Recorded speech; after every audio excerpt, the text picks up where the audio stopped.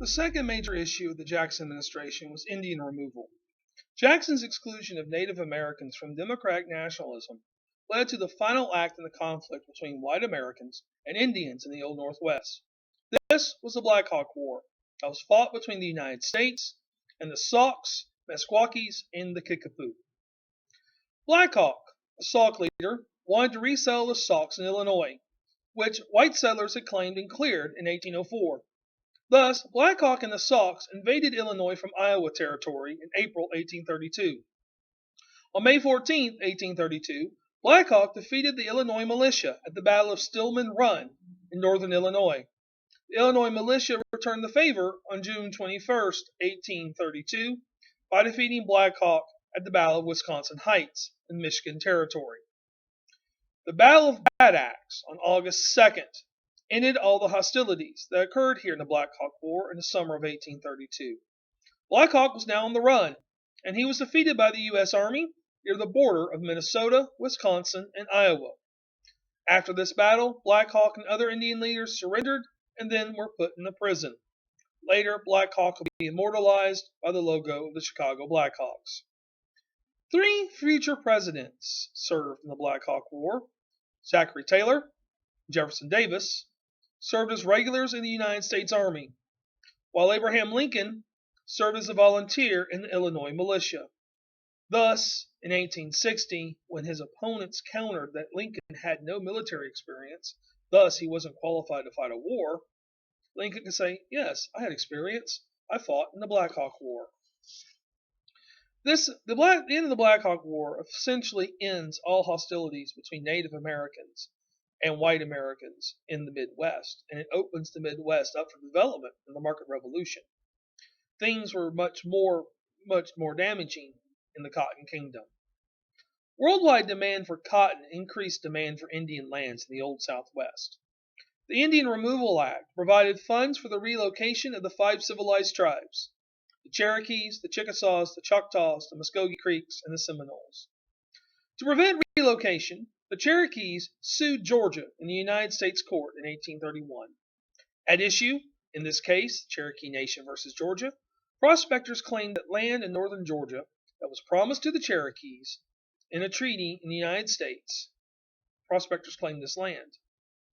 This treaty was signed by the United States in 1791, and everyone knew this. There was much pomp and circumstances associated with this treaty at the Cherokee in New York City.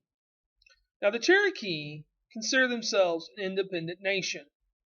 In fact, the Constitution defines them as a domestic nation. The Cherokee had their own constitution that stated that the Cherokee tribe was not subject to federal or state laws. But the state of Georgia claimed that the Cherokees fell under Georgia state law. Chief Justice John Marshall called the Cherokee wards of the federal government who did not have U.S. citizenship. Thus, the Cherokees could not sue in federal court. Yet Marshall ruled that the Cherokee had unquestionable rights to their land until they voluntarily ceded it to the United States. In 1832, in Worcester versus Georgia,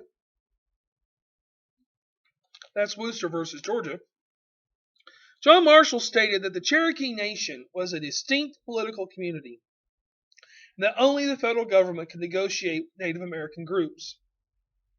To this, Andrew Jackson said one of my favorite quotes of all time, and one that I typically requote when we talk about controversial Supreme Court cases. Jackson said, quote, John Marshall has made his decision, now let him enforce it. The problem here is the Supreme Court can determine constitutionality of a law all day long. It can determine whether laws are good or what laws are bad. But in terms of enforcing law, the Supreme Court doesn't stand a chance. That's the job of the president. In this case here in the 1830s, that president is Andrew Jackson.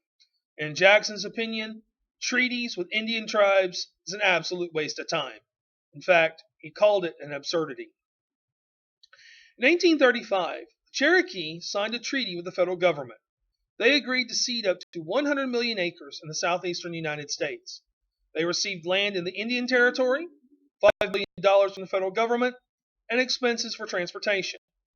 In 1838, the Cherokees then departed for the Indian Territory on an 800-mile trek that has since been called the Trail of Tears.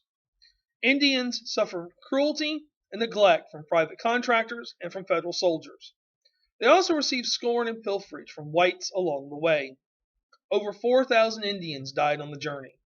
And although President Jackson was the biggest supporter of Indian removal, since this occurred in 1838, his successor, Martin Van Buren, oversaw the operation. At the request of President Sam Houston, some Cherokee moved to the Republic of Texas. Truth is, Sam Houston was a member of the Cherokee tribe and had married a Cherokee woman. However, the Cherokees were driven out of the Republic of Texas by President Mirabeau Lamar in 1839. The Caddo decided to cede their lands as well to the federal government. They saw the writing on the wall. In 1836, they ceded their lands in Louisiana and Arkansas, and also moved to the Indian Territory. Within a year, my hometown was founded. I want to thank you for watching this video on the second major issue of the Jackson administration, Indian removal. And as always, may the force be with you, but definitely not the force act. Thank you.